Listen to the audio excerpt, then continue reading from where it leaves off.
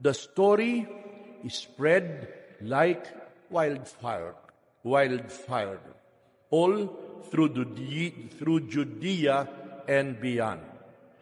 And the episode prepares the way for the response of Jesus to the disciples of John the Baptist a little later. But that is not included in our mass readings during this time. My dear friends, what is one of the lessons that we can learn from the gospel? There are many, but I'd like to propose one. Bring your pain to God. Bring your pain to God. Bring your sorrow. Bring your anguish to God in prayer, and God will take care. Amen.